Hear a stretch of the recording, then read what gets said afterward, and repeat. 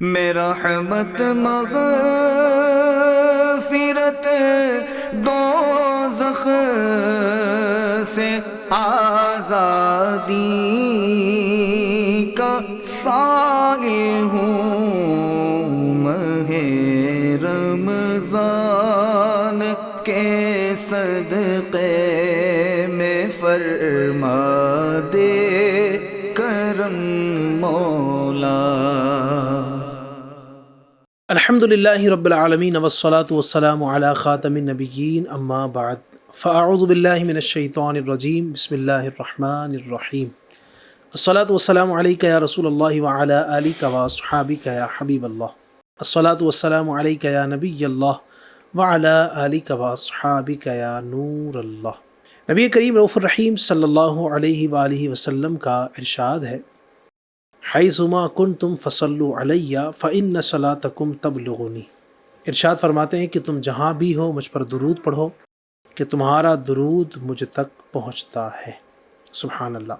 اللہ کریم ہم سب کو ماہ رمضان میں بھی اور ماہ رمضان کے علاوہ بھی کثرت کے ساتھ حضور نبی اکرم صلی اللہ علیہ وسلم پر درود پڑھنے کی توفیق عطا فرمائے۔ صلو علی الحبیب صلی اللہ تعالی علی محمد وعلی آلہ وصحبہ وبارک وسلم۔ FGN چینل کے ناظرین، آپ دیکھ رہے ہیں اس وقت پروگرام رمضان کیسے گزارے۔ اللہ کرے کہ ہم صحیح انداز سے اللہ پاک کو راضی کرتے ہوئے رمضان کو گزارنے کی سعادت حاصل کر سکیں۔ مختلف ٹاپکس ہم اس پروگرام میں کور کرنے کی کوشش کر رہے ہیں کہ جس کے سہارے یوں کہہ سکتے ہیں کہ ہم رمضان کو اچھے انداز سے گزار سکیں۔ رمضان کی کچھ عبادتیں اسپیشل ایسی ہیں جو رمضان ہی میں کی جاتی ہیں، رمضان کے علاوہ نہیں ہو سکتی ہیں۔ جیسے آپ دیکھیں رمضان کے جو فرض روزے ہیں رمضان ہی میں رکھے جائیں گے، اگرچہ کہ روزے آپ عام دنوں میں بھی رکھ سکتے ہیں، لیکن جو فرض رمضان کے روزے ہیں وہ رمضانوں ہی میں ہو سکتے ہیں۔ تراویح ایک ایسی عبادت ہے جو رمضان ہی میں ادا ہو سکتی ہے، رمضان کے علاوہ نہیں ہو سکتی ہے۔ اسی طریقے سے رمضان کی ایک اور مخصوص عبادت ہے کہ جو رمضان ہی میں ادا ہوگی، اس کا جو ثواب رمضان میں ہے وہ عام دنوں میں آپ اگر کریں گے بھی صحیح تو وہ فضیلتیں نہیں ملیں گی جو رمضان میں کرنے کی ہے، وہ ہے رمضان کا اعتکاف۔ سبحان اللہ۔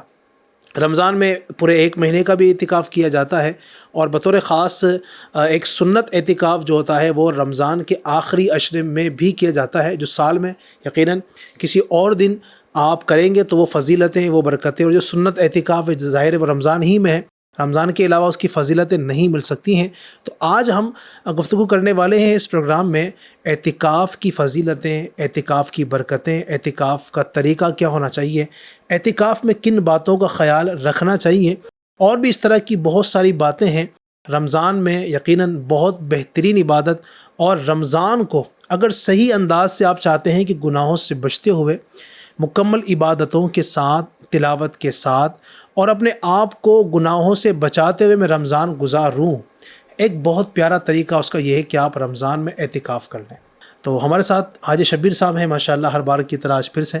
حاجی صاحب، سب سے پہلے تو میں یہ سوال آپ سے کروں گا کہ رمضان میں اعتکاف الحمدللہ ہم کریں گے، اللہ پاک توفیق دے، جن سے ہو سکے یقیناً کرنا چاہیے۔ اب رمضان میں ایک پروگرام آپ دیکھ رہے ہیں، خیر ویسے کوشش تو یہ ہونی چاہیے تھی کہ جن سے ہو سکتا ہے کہ پورے رمضان کا اعتکاف کر لیں۔ چلیں اب جو رمضان کا پورے مہینے کا اعتکاف نہیں کر سکے، آخری عشرہ باقی ہے تو آخری عشرے کا آپ کر سکتے ہیں۔ سب سے پہلے تو اعتکاف کی جو ہے نا تعریف کیا ہے، اعتکاف کی ڈیفینیشن، اعتکاف کہتے کسے ہیں، اور آپ اس حوالے سے اگر آپ بتا دیں پھر ہم مزید آگے گفتگو کرتے ہیں۔ بسم اللہ الرحمن الرحیم۔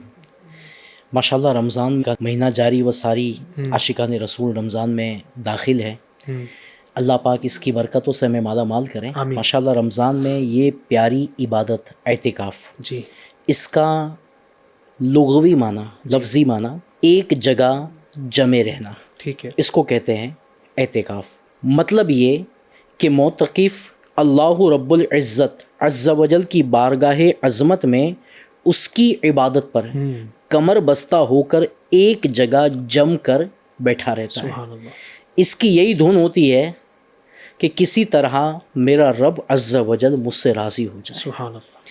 حضرت سیدنا عطا خراسانی رحمۃ اللہ تعالی علیہ کے بارے میں آتا ہے، آپ ارشاد فرماتے ہیں کہ معتکف کی مثال اس شخص کی سی ہے جو اللہ پاک کے در پر آ پڑا ہو اور یہ کہہ رہا ہو، یا اللہ پاک جب تک تو میری مغفرت نہیں فرما دے گا میں یہاں سے نہیں ٹلوں گا. اللہ وہ ایک شعر بھی پڑھتے ہیں نا, ہم سے فقیر بھی اب فیری کو اٹھتے ہوں گے, اب تو غنی کے در پر بستر جما دیے. واہ واہ. تو معتکف کا بھی حال ہی ہوتا ہے کہ بس میں آ پڑا ہوں, اے اللہ جب تک بخشے گا نہیں, معاف نہیں کرے گا, اللہ اکبر. میں یہاں سے نہیں جاؤں گا. تو سبحان اسی مقصد کے تحت بندہ اعتکاف کرنا چاہیے کہ بس میرا رب راضی ہو جائے, میری بخشش ہو جائے. ایسا مبارک مہینہ جاری و ساری ہے کہ اللہ پاک اس کے صدقے اور اعتکاف کی برکت سے اللہ میری بخشش فرمائے. آمین. تو یہ اعتکاف کا جو یعنی معنی ہے کہ مطلب اپنے آپ کو رب کی بارگاہ میں پیش کر دینا, اور جسے کہیں کہ دنیا اور مافیہا سے بالکل بے پرواہ ہو کر کہ آیا ہوں اللہ تبارک و تعالیٰ کے گھر میں, اب یہاں پر پڑے رہنا ہے. اور آپ دیکھیے تو صحیح ماشاءاللہ اعتکاف کرنے والا کتنا خوش نصیب ہوتا ہے کہ وہ جب آنکھ کھولتا ہے تو مسجد کے محراب و منبر, مسجد کی چٹائیاں, مسجد کے در و دیوار اس کی نگاہوں کے سامنے ہوتے ہیں. جب بیٹھے تو مسجد میں, کھڑا ہو تو مسجد میں, نماز پڑھے تو مسجد میں, تلاوت کرے تو مسجد میں, جب نگاہ اٹھائے جس طرف بھی نگاہ اٹھائے تو مسجد کا کوئی نہ کوئی کونا اس کو نظر آ رہا ہوتا ہے. سبحان اللہ. لیٹے تو مسجد, بیٹھے تو مسجد, کھڑا ہو تو مسجد, چلے تو مسجد, مسجد ہی مسجد. یقیناً اور فرمایا بھی گیا نا کہ دنیا میں سب سے بہترین جو جگہ ہے نا, دنیا کے جو حصوں میں اعلیٰ ترین حصہ ہے وہ مسجد ہے, اور دنیا کا سب سے جیسے کہیں کہ برا جو حصہ ہے وہ بازار ہے. تو انسان دنیا کی عظیم ترین جگہ یعنی مسجد میں ماشاءاللہ موجود ہو تو پھر کیسی اس کو برکت نصیب ہوتی ہے. ہمارے گھر میں بھی اگر غور کریں نا تو بغیر اجازت کوئی آ نہیں سکتا ہے. جی. تو رب کے مبارک گھر میں بغیر اجازت کون آ سکتا ہے؟ بڑا خوش نصیب ہے وہ شخص جسے اللہ پاک نے مسجد میں داخلے کی اجازت عطا فرمائی. تو اسے تو اپنی خوش قسمتی پر اللہ کا شکر ادا کرنا چاہیے کہ آنے کی بھی سعادت دی, اور جسے اعتکاف کی سعادت مل جائے تو اس کے لیے تو سونے پہ سہاگا ہو جائے. سبحان اللہ, سبحان اللہ. تو یقیناً جو ہو سکتا ہے کہ اس وقت ایک تعداد ماشاءاللہ جو پورے ماہ رمضان کا اعتکاف بھی کرنے کی سعادت حاصل کر رہے ہوں گے, اللہ پاک ان کا صدقہ ہمیں نصیب فرمائے. اللہ پاک ان کے مقبول اعتکاف کی برکت سے اللہ ہمیں جو ہے وہ ماہ رمضان کی برکت نصیب فرمائے, اور جو نہیں کر سکے ان کو کرنا چاہیے, اللہ پاک نصیب فرمائے. اچھا یہ صاحب, اب مزید میں چاہوں گا کہ اعتکاف کی کچھ فضیلتیں, کچھ برکتیں آپ مزید بیان فرمائیں تاکہ جو پورے ماہ رمضان کے لیے نہ بیٹھ سکے تو کم از کم آخری عشرے میں بیٹھنے کا ذہن بن جائے. کچھ اگر آپ فضیلتیں آپ بیان فرمائیں. پہلے تو یہ علی بھائی کہ اعتکاف کا ایک مقصد یہ بھی ہے جی کہ شب قدر کی تلاش, اور ہمارے پیارے آقا صلی اللہ علیہ وآلہ وسلم نے 1 ماہ کا بھی اعتکاف فرمایا, اور مقصد یہ بھی تھا کہ شب قدر کی تلاش. صحیح. ایک روایت میں ہے کہ پیارے آقا صلی اللہ علیہ وسلم نے 1 ماہ کا بھی اعتکاف کیا, آخری 10 دن کا بھی اعتکاف کیا. صحیح. اور ایک روایت میں یہ بھی آتا ہے کہ 1 مرتبہ پیارے آقا علیہ الصلوۃ والسلام رمضان المبارک میں اعتکاف نہ کر سکے تو شوال المکرم کے آخری عشرے میں اعتکاف فرمایا. اللہ اکبر. اور 1 مرتبہ سفر کی وجہ سے آپ صلی اللہ علیہ وسلم کا اعتکاف رہ گیا, تو آپ صلی اللہ علیہ وسلم نے اگلے رمضان شریف میں 20 دن کا اعتکاف فرمایا. سبحان اللہ. یعنی آپ صلی اللہ علیہ وسلم کو اعتکاف سے کتنی محبت تھی. تو ہمارے لیے تو فضیلت کی اگر میں بات کروں تو یہی فضیلت کافی ہے کہ جو پسند میرے آقا کی وہی پسند میری. اب میرے آقا علیہ الصلوۃ والسلام کو اعتکاف سے اتنی محبت ہے تو مجھے بھی تو محبت ہونی چاہیے. اور آپ کی ادا کو ادا کرنا کیا کوئی یہ فضیلت میں کم ہے؟ پیارے آقا علیہ الصلوۃ والسلام کا فرمان ہے جس کا مفہوم ہے کہ جس نے میری سنتوں سے محبت کی اس نے مجھ سے محبت کی, اور جس نے مجھ سے محبت کی وہ میرے ساتھ داخل جنت ہوگا. سبحان اللہ. کتنی بڑی فضیلت ہے. تو ہمیں تو سنت پر عمل کرنے کی نیت سے کہ آخری عشرے کا اعتکاف کرنا یہ پیارے آقا صلی اللہ علیہ وسلم کی سنت ہے. ہمیں تو سنت کی نیت سے اعتکاف کرنے کی سعادت حاصل کرنی چاہیے. اس کے علاوہ فضیلت کی اگر بات کریں تو ماشاءاللہ 10 دن کا اعتکاف کرنا اس کی فضیلتوں میں آتا ہے. بلکہ میں تو 1 دن کی فضیلت پہلے بتاتا ہوں. پیارے آقا صلی اللہ علیہ وآلہ وسلم نے ارشاد فرمایا, جو شخص اللہ پاک کی رضا و خوشنودی کے لیے 1 دن کا اعتکاف کرے گا, صرف 1 دن کا اعتکاف کرے گا, اللہ پاک اس کے اور جہنم کے درمیان 3 خندقیں حائل کر دے گا. ہر خندق کی مسافت یعنی دوری مشرق و مغرب کے فاصلے سے بھی زیادہ ہو. اللہ اکبر اللہ. یعنی کتنا وہ جہنم سے دور ہو جائے گا کہ ایک خندق کا فاصلہ مشرق اور مغرب، اب اس کا فاصلہ کتنا ہے وہ تو اللہ پاک ہی بہتر جانتا ہے.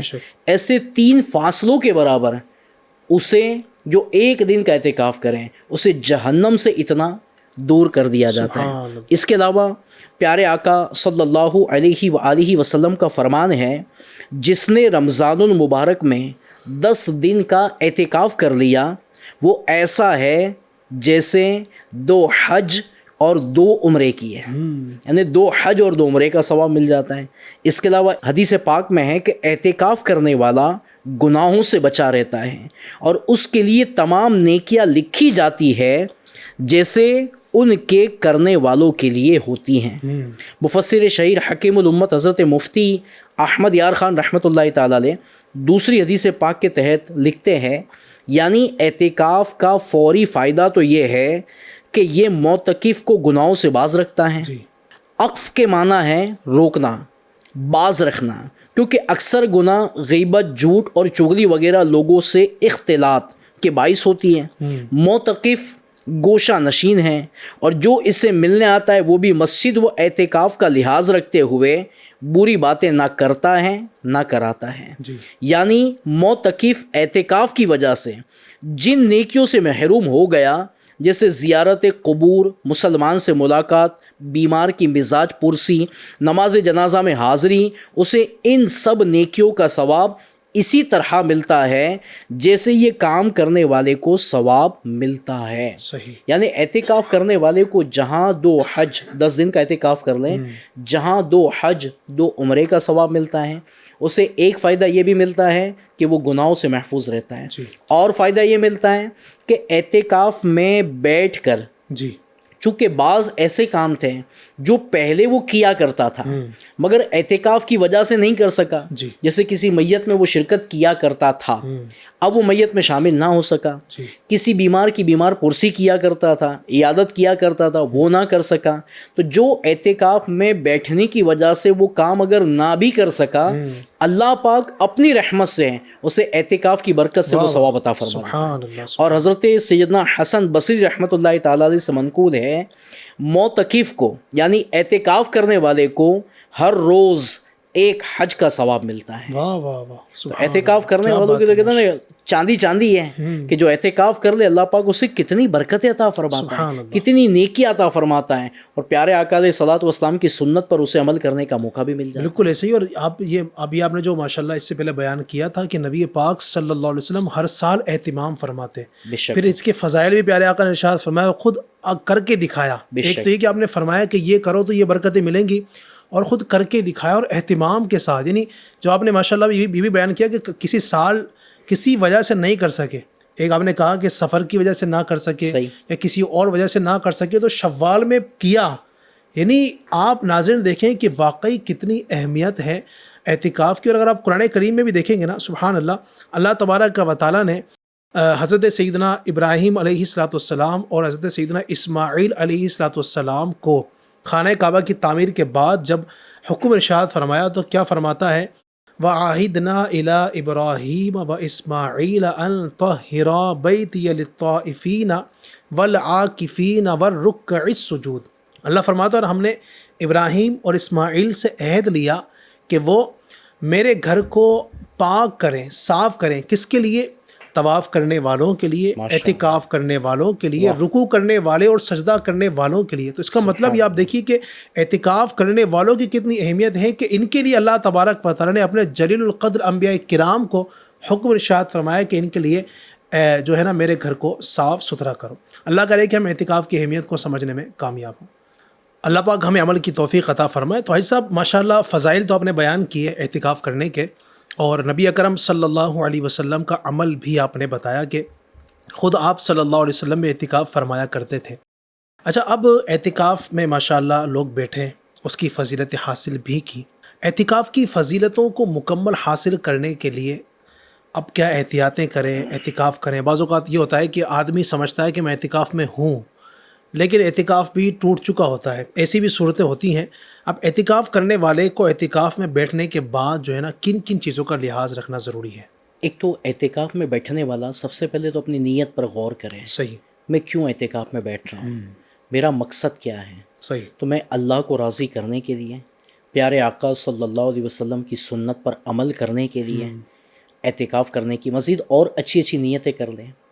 دوسرا، مسجد میں بندہ اعتکاف کر رہا ہے، تو اب مسجد چونکہ اللہ کا گھر ہے، جہاں اس کی فضیلت بھی ہے، وہاں اس میں اگر کوئی فضول گفتگو کرتا ہے یا خدا نخواستہ گناہ کرتا ہے تو اس کے لیے وعیدیں بھی ہیں۔ جی، بلکہ مسجد میں تو زور سے قدم رکھنے یعنی دھمک کی آواز پیدا ہو، اس کی بھی اجازت نہیں ہے۔ جی، تو مسجد چونکہ اللہ کا گھر ہے تو اس کا ادب و احترام بھی کرنا ہوگا۔ بالکل، اب اعتکاف میں بیٹھے ہیں تو نیکیاں کرنے کے لیے بیٹھے ہیں، مقصد یہ میرا رب راضی ہو جائے۔ اب تو غنی کے در پر بستر جما دیے، سبحان اللہ، تو اب تو بندہ جو بیٹھا ہے نا اعتکاف میں، اس کا مقصد یہ ہو کہ بس میں پورا وقت عبادت میں گزاروں۔ صحیح، اعتکاف کی نیت سے بیٹھنا ہے، جو حاجت طبعی ہے، جو ضرورت ہے، بس اس سے فارغ ہو کر اب اس کا کام یہ ہو کہ مجھے اللہ توفیق دے 10 دن اعتکاف میں بندہ بیٹھا ہے، پورا قرآن پڑھنے کی میں کوشش کروں، ساری نمازیں مجھے با جماعت ادا کرنی ہیں، جی، پہلے ہی سے استنجا وضو سے فارغ ہو کر مجھے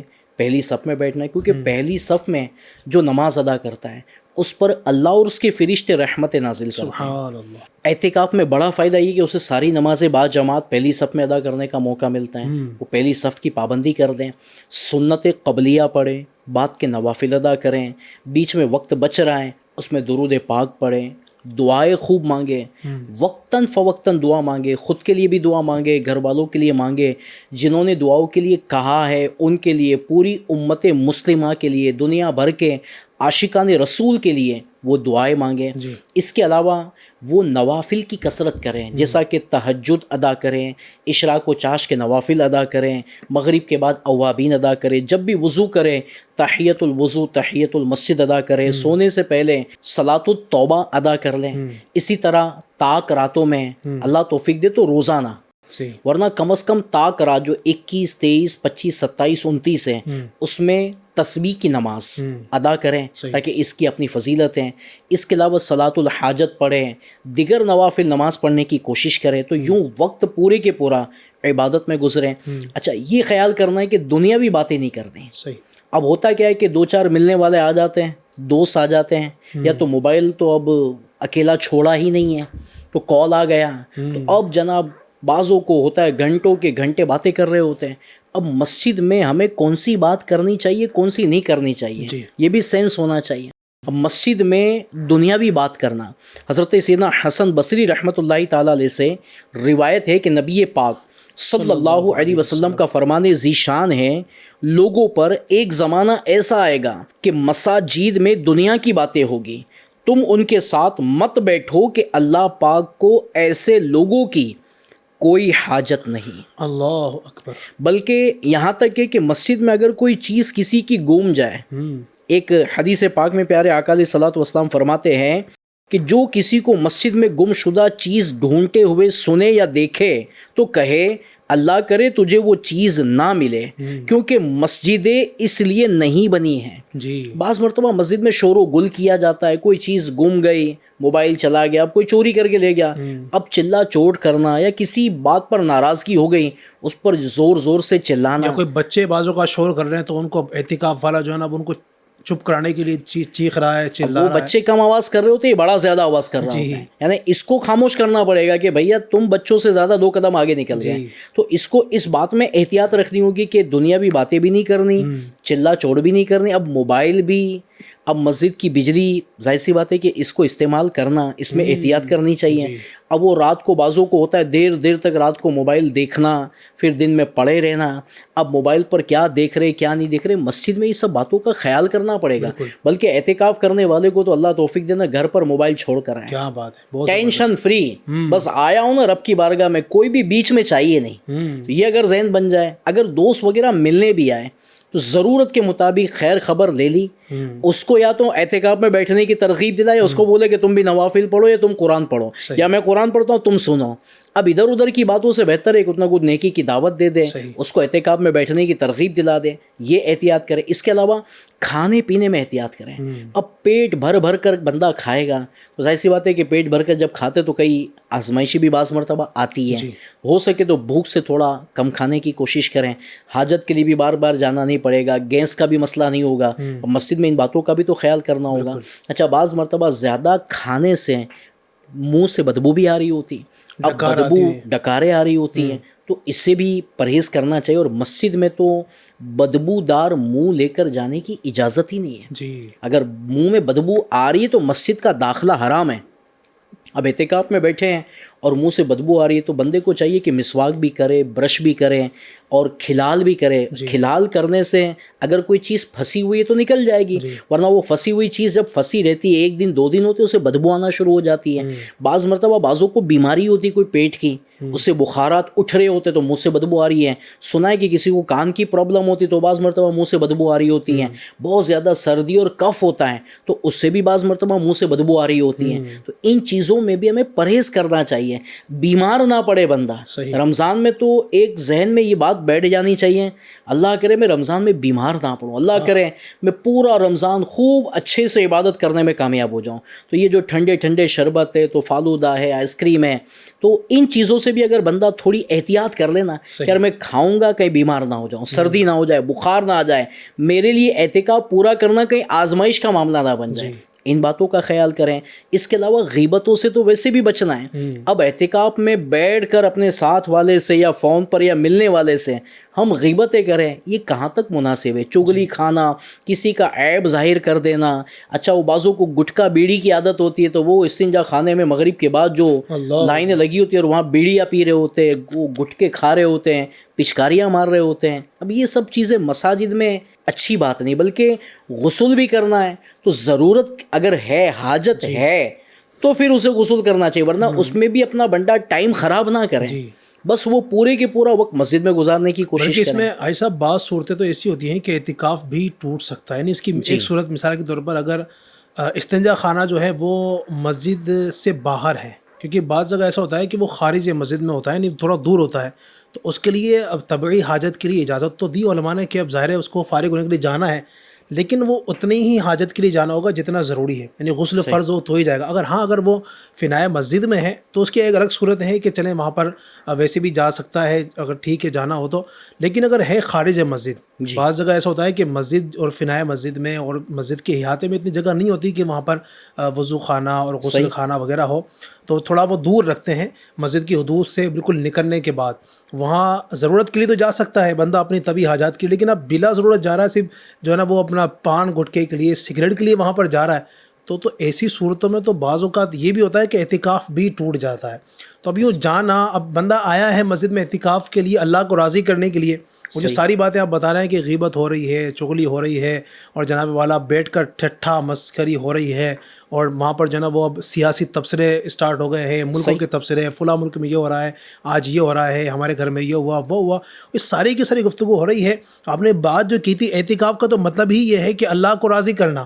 اب تو غنی کے در پر بستر جما دیے ہیں، آیا تھا اسی کام کے لیے، مقصد ہی اس کا یہ تھا، معنی ہی یہ تھا اعتکاف کا، اور اعتکاف کا معنی ہی اگر ہم تبدیل کر دیں گے تو ثواب تو پھر ظاہر ہے نہیں مل سکے گا۔ اور اس میں مسجد میں اعتکاف کرنے والے کو چاہیے، پہلے تو جو مسجد کمیٹی والے نا، جی، انہیں بھی چاہیے کہ مسجد کی حدود کہاں سے کہاں تک ہے، عین مسجد کون سی ہے، فینائے مسجد کون سی ہے، خارج مسجد کون سی ہے، اللہ کریے پیش کی اگر کہتے ہیں نا وہ نشاندہی کر دی جائے معتکف کی کہ یہ عین مسجد ہے، یہ فنائے مسجد یہاں تک جا سکتے ہیں، اس سے آگے جائیں گے تو اعتکافی آپ کی بارڈر ہے، یہ اگر پیشگی بتا دیا جائے تاکہ احتیاط کرنے والا احتیاط کرے، ورنہ بعد میں ٹوٹنے کے بعد بتائیں گے کہ یہ مسجد اور بعد میں کیا بولتے ہیں وہ خارج مسجد ہے، تو پھر تو ہونا تھا وہ ہو گیا، تو اب کیا ہوگا، اعتکاف اس کو قضا کرنی پڑے گی 1 دن کی جو بھی ہیں۔ تو ایک تو یہ بات کا بھی خیال کریں۔ اسی طرح مسجد میں دنیاوی باتیں کرنا، اعلیٰ حضرت رحمۃ اللہ تعالیٰ علیہ فرماتے ہیں جو مسجد میں دنیا کی بات کرے اللہ پاک اس کے 40 برس کے نیک اعمال عقارت یعنی برباد کر دیتا ہے۔ اللہ اکبر اللہ۔ اور مسجد میں ہنسنا، حضرت سیدنا انس بن مالک رضی اللہ تعالیٰ عنہ سے مروی ہے کہ سرکار مدینہ صلی اللہ علیہ وسلم نے فرمایا مسجد میں ہنسنا قبر میں اندھیرا لاتا ہے. اللہ اکبر. اب مسجد میں کہے مار کر ٹھٹھا مسکری کرنا، ہنسنا، یہ کہاں تک مناسب ہے؟ اچھا، مسجد کی صفائی ستھرائی کا بھی خیال رکھنا چاہیے. جی. اب مسجد میں بیٹھ کر کھانا کھا رہے تو دسترخوان بچھا نہیں ہے، اس کے کہتے ہیں نا وہ تیل گر رہا ہے، سالن گر رہا ہے، مسجد کی دریا خراب ہو رہی ہے، یہ سب چیزیں نہیں ہونی چاہیے. مسجد کو تو صفائی ستھرائی اللہ کرے ہماری مسجد خوشبودار ہو. تو اس طرح لباس پر بھی غور کریں. اگر واقعی لباس سے بدبو آ رہی ہے تو لباس بھی تبدیل کرنے چاہیے. اور اگر جسم سے بدبو کا معاملہ ہے تو پھر تو ضرورت کے پیش نظر اسے غسل بھی کرنا ہوگا. تو ان باتوں کا بھی مسجد میں کہ منہ کی بھی صفائی ہو، جسم کی بھی صفائی ہو، کپڑے کی بھی صفائی ہو، جو بستر بچھا رہے وہ بھی صاف ستھرا ہونا چاہیے، مسجد کی بھی صفائی ہونی چاہیے. ہر چیز اللہ کرے ہم صاف ستھری رکھنے میں کامیاب. اور واقعی جب اس طرح کا معاملہ ہوگا کہ خوشبودار جسم بھی ہوگا، مسجد بھی سے بھی خوشبو آ رہی ہوگی، تو پھر اعتکاف کرنے میں بھی تو مزہ آئے گا. سبحان اللہ. اللہ کرے کہ ہم ان تمام احتیاطوں کا خیال رکھ سکیں. اور گئے ہیں جس مقصد کے لیے ناظرین، جو اعتکاف میں بیٹھے ہوں گے ماشاءاللہ وہ تو برکت حاصل کر ہی رہے ہوں گے. جو آخری عشرے کے اعتکاف کا ارادہ رکھتے ہیں، اللہ کرے کہ ان تمام احتیاطوں کے ساتھ اگر اعتکاف کریں تو یقیناً جو مقصد لے کر جاتے ہیں تو پھر اس میں برکتیں حاصل ہوں گی. اس میں ایک بھائی صاحب نے احتیاط یہ بتائی کہ موبائل کا جو ہے نا استعمال کم سے کم ہو، بلکہ جو آپ نے مشورہ دیا اللہ کرے کہ اس پر عمل ہو جائے نا، کہ ان 10 دنوں کے لیے اعتکاف میں جو ہے موبائل سے دوری بنا لیں، گھر پر ہی رکھیں. ٹھیک ہے، چونکہ عام طور پر یہ ہوتا ہے کہ مسجد قریب ہے تو گھر والے آ ہی رہے ہوتے ہیں ملنے کے لیے، یہ دور بھی ہوتے ہیں تو کبھی ضرورت ہو گئی تو چلیں کسی اور کے موبائل سے بات کر لی. ویسے تو آ گئے 10 دن کے لیے، تو اب 10 دن کوئی اتنا مشکل تو ہے نہیں کہ اگر بات نہیں بھی کریں گے نہیں چھوٹے گا. جی ہاں، پہلے بھی تو لوگ کرتے تھے نا، زندگی گزار ہی رہے، آج بھی گزار رہے ہیں. بالکل گزار آج بھی ایسے لوگ ملتے ہیں جو آج بھی موبائل یوز نہیں کر رہے ہیں. ہو سکتا ہے عجوبہ لگ رہا ہوگا کہ یار یہ آدمی کہاں سے آئے ہوئے ہیں، مگر آج بھی ایسے لوگ ہیں جو موبائل استعمال نہیں کرتے. زندگی گزری ان کی، نا مزے سے زندگی گزری ہے. جب سے آیا تو بعض مرتبہ ٹینشن بڑھ گئی ہے، کال آتا ہے بندہ ٹینشن میں آتا ہے، نہیں تھا تو سکون سے زندگی گزار رہا تھا.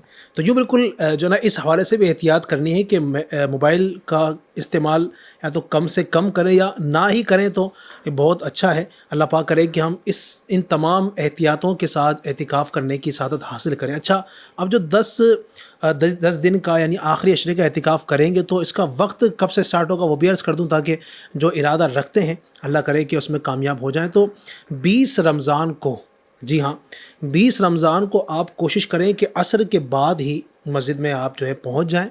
اور 21 رمضان لگنے سے پہلے، چونکہ مغرب سے یعنی جب سورج غروب ہوتا ہے، سورج ڈوبتا ہے، مغرب کا وقت اسٹارٹ ہوتا ہے، تو اسی وقت سے جو ہے نا وہ اگلا دن شروع ہو جاتا ہے، یعنی 21 رمضان جو ہے وہ شروع ہو جائے گا. تو آپ افطار کا وقت شروع ہونے سے پہلے یعنی آپ جو بھی کر سکتے ہیں کہ آپ عصر مسجد میں پڑھیں، جس مسجد میں آپ اعتکاف کرنے والے ہیں وہاں پر آپ عصر پڑھیں. عصر کی نماز کے بعد آپ اعتکاف کے لیے بیٹھ جائیں اور نیت کر لیں کہ میں اے اللہ عز و جل میں تیرے گھر میں سنت اعتکاف کی نیت کے ساتھ حاضر ہوں. جو بھی آپ اعتکاف کی نیت کریں گے ان الفاظ سے بھی، یا جو بھی آپ نیت کریں یا زبان سے نہ بھی بولیں، آپ دل میں ارادہ کر لیں کہ میں اللہ پاک کی رضا حاصل کرنے، اس کی خوشنودی پانے کے لیے سنت اعتکاف کی نیت کرتا ہوں. تو آپ کا اعتکاف یوں اسٹارٹ ہو جائے گا. پھر مغرب کا وقت آئے گا تو انشاءاللہ آپ کا اسٹارٹ جو اعتکاف ہو جائے گا. پھر پہلا دن، دوسرا دن، تیسرا دن، تو یوں انشاءاللہ الرحمن برکت حاصل ہوں گی. یاد رکھیے گا کہ مسجد سے اس طرح نکلنا یعنی بلا ضرورت کوئی اگر نکلتا ہے تو اعتکاف جو ہے نا اس کا ٹوٹ جائے گا، بلکہ اگر ضرورت کی وجہ سے بھی نکلے تو بھی اعتکاف ٹوٹ جائے گا. پھر اس کی صورتیں ہیں بعد میں اس کو کیسے قضا کرنی، لیکن اگر جان بوجھ کر وہ کرے گا تو پھر ظاہر ہے کہ گناہ کی صورتیں بھی ہو سکتی ہیں، اور انجانے میں ہو گیا تو پھر وہ ایک پورے ظاہر ہے اس کے تفصیلی احکام ہے. اس کے لیے امیر اہل سنت کی جو کتاب ہے فیضان سنت، تو اس کا ایک پورا باب ہے جس کا نام ہے فیضان اعتکاف. اس کا بھی اگر آپ مطالعہ کریں گے تو بہت سارے مسائل بھی ہیں. ماشاءاللہ پوری کتاب ہے فیضان رمضان. جی ہاں، فیضان رمضان کے اندر فیضان اعتکاف پورا چیپٹر ہے. جی، جو اعتکاف میں بیٹھے اسے اس کا مطالعہ کر لینا چاہیے تاکہ وہ اچھے سے اعتکاف کرنے میں کامیاب ہو جائے. اللہ پاک ہمیں جو ہے اچھے انداز سے تمام عبادات کو ادا کرنے کی توفیق عطا فرمائے. آخری سوال حاجی صاحب میں کرنا چاہوں گا کہ اب چلیں آپ نے اتنے فضائل بیان کیے، اتنی احتیاطیں بیان کی، بار بار آپ مسجد کا ذکر کر رہے تھے. اسلامی بھائی اعتکاف کریں، اسلامی بھائی ان کا خیال رکھیں. گھروں میں ہمارا پروگرام دیکھا جا رہا ہوگا، چونکہ FGN چینل عام طور پر گھروں میں ہی یا اس طرح دیکھا جاتا ہے. تو اب گھروں میں جو اسلامی بہنیں ہو سکتا ہے کہ سن رہی ہوں، خواتین اسلام ہمیں سن رہی ہوں، تو اسلامی بہنوں کے لیے کیا رہنمائی ہے؟ کیا اسلامی بہن بھی اعتکاف کر سکتی ہے؟ چونکہ مسجد میں تو ابھی حکم یہی ہے کہ مرد ہی جائیں گے اور مرد ہی مسجد میں جا کر نماز کا اہتمام کرتے ہیں، پھر اعتکاف کر رہے ہوتے ہیں۔ اسلامی بہنوں کے لیے ہمارے دین نے اس حوالے سے کیا رہنمائی کی ہے؟ اگر وہ اعتکاف کرنا چاہیں تو ان کے لیے کیا صورتیں ہیں؟ ام المؤمنین حضرت سیدتنا عائشہ صدیقہ رضی اللہ تعالی عنہا، ہماری پیاری امی جان، روایت فرماتی ہے کہ رسول پاک صلی اللہ علیہ وسلم رمضان المبارک کے آخری عشرے یعنی آخری 10 دن کا اعتکاف فرمایا کرتے، یہاں تک کہ اللہ پاک نے آپ صلی اللہ علیہ وسلم کو وفات ظاہری عطا فرمائی۔ پھر آپ صلی اللہ علیہ وسلم کے بعد آپ صلی اللہ علیہ وآلہ وسلم کی ازواج مطہرات اعتکاف کرتی رہی۔ کیا بات ہے! تو پیارے آقا علیہ الصلوۃ والسلام کی ازواج مطہرات یعنی ہماری پیاری پیاری امی جان، سبحان اللہ، یہ بھی اعتکاف کرتی رہی۔ تو اسلامی بہنوں کو بھی اعتکاف کرنا چاہیے، ان کے لیے بھی بابرکت اور فضیلت والا کام ہے، مگر وہ مسجد میں اعتکاف نہیں کرے گی۔ ان کے لیے اعتکاف کرنے کے لیے ان کو مسجد یعنی مسجد بیت، اچھا، گھر ہی کے اندر کوئی ایک جگہ مخصوص کر لے۔ جن کا گھر بڑا ہے، بنگلے بنے ہوتے ہیں، کیا ہی اچھا ہو کہ ایک روم، ایک کمرہ ہی اس کام کے لیے مخصوص کر لیں کہ یہ عبادت کے لیے مخصوص ہے، یہاں عبادت ہوگی۔ بعض جگہ پر میں نے دیکھا ہے کہ وہ ماشاءاللہ عبادت کے لیے کمرہ مخصوص کر لیتے ہیں، وہاں پر خوشبو اور یہ سارا سلسلہ، قرآن پاک، بعض تو موئے مبارک بھی گھر میں رکھ لیتے ہیں، مدینہ۔ تو یوں اگر بڑا گھر نہیں بھی ہے، چھوٹا گھر ہے، 2 کمرے ہی ہیں، تو جو ایک کمرہ ہے اس میں ایک جگہ، ایک چھوٹی سی جگہ جس میں اٹھنا بیٹھنا سونا ہو سکے، اتنی جگہ کو بھی اگر نیت کر لے کہ یہ مسجد بیت ہے، یہ صرف نیت کرنی ہوتی ہے، اس کے لیے کچھ دستاویز یا کاغذ بنانے نہیں ہوتے۔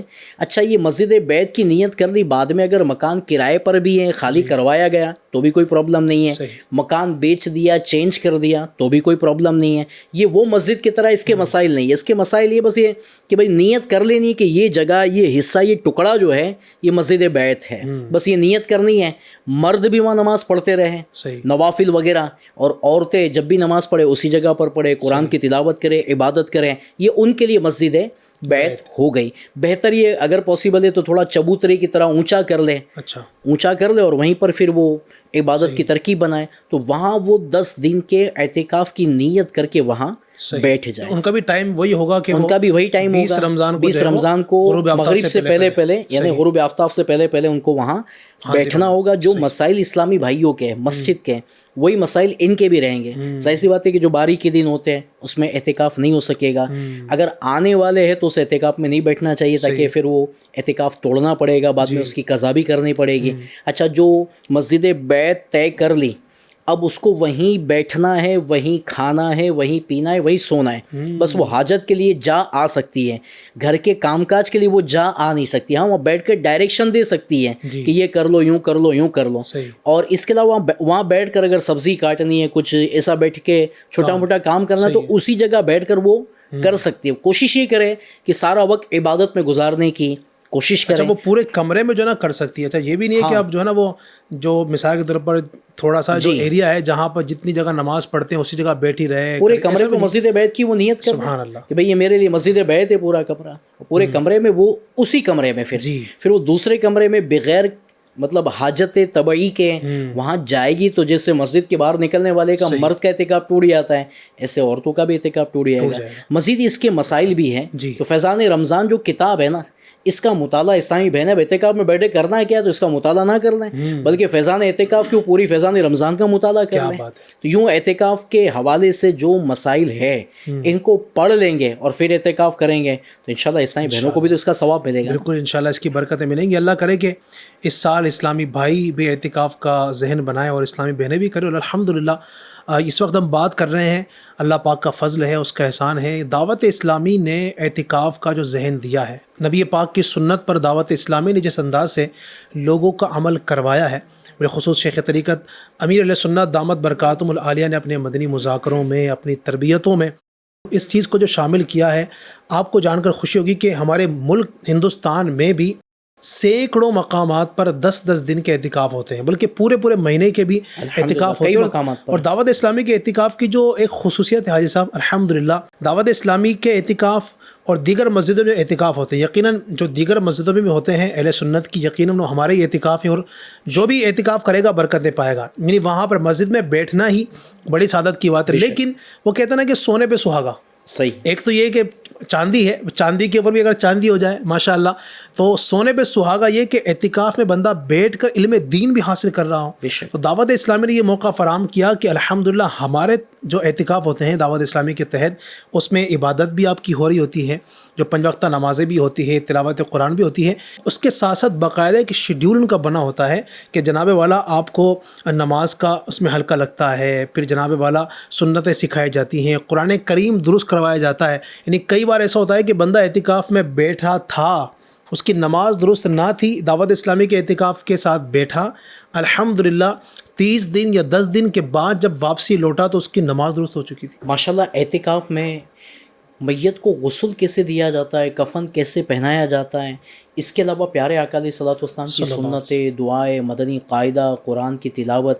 بہت ساری چیزیں سیکھنے کا ماشاءاللہ موقع ملتا ہے، سبحان اللہ۔ اور تسبیح کی نماز ادا کرنے کا بھی ماشاءاللہ موقع ملتا ہے۔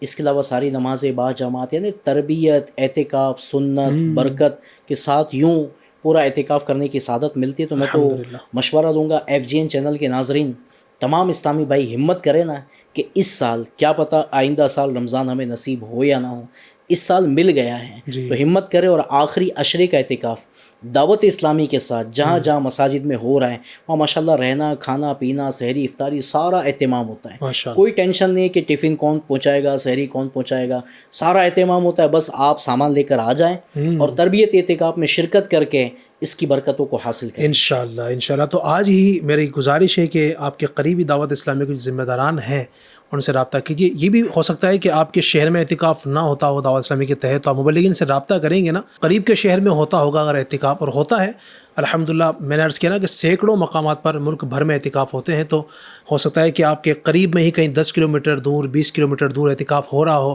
آپ رابطہ کریں گے، آپ وہاں پر جائیں۔ اور جو حاجی صاحب نے ماشاءاللہ ایک بات یہ بتائی کہ پھر یہ ساری ٹینشنیں بھی نہیں ہوگی آپ کی کہ کھانا کون پہنچانا آئے گا، یہ ساری چیزیں کیسے ہوں گی۔ انشاءاللہ سکون کے ساتھ آپ کا اعتکاف بھی ہوگا، دعائیں بھی ہوں گی، پھر گڑ گڑا کر دعائیں ہوتی ہیں، تہجد نصیب ہوتی ہے دعوت اسلامی کے تحت جو اعتکاف کرتے ہیں۔ اللہ پاک کرے کہ اس مرتبہ اعتکاف ہم اچھے انداز سے کرنے میں کامیاب ہوں۔ تو رمضان کو گزارنا ہے، بالخصوص آخری عشرے کو گزارنا ہے اس مرتبہ اعتکاف کے ساتھ۔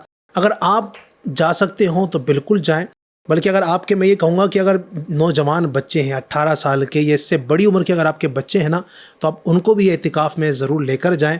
یا اگر آپ نہیں جا سکتے ہیں، کچھ ایسی مصروفیات ہیں کہ واقعی نہیں جا سکتے ہیں، تو کم از کم اپنے نوجوان بچوں کو آپ ضرور بھیجیں، کیونکہ یہ نئی نسل جو ہے نا، ان کے دین و ایمان کی حفاظت بہت ضروری ہے۔ اسی طرح ابھی سے آپ ان کو اس راہ میں لگائیں گے تو کل کو جب یہ مزید بڑے ہوں گے، جب ان کے اپنے بچے ہوں گے تو ان کی بھی اچھے انداز سے تربیت یہ کر سکیں گے۔ اللہ کرے کہ ہم ماہ رمضان کو صحیح انداز سے گزارنے میں کامیاب ہوں۔ اللہ پاک ہمیں برکتوں سے مالا مال فرمائے، آمین، بجاہ خاتم النبیین صلی اللہ علیہ وسلم۔ میرا رحمت مغفرت دوزخ سے آزادی کا سائل ہوں، ماہ رمضان کے صدقے میں فرما دے کرم مولا۔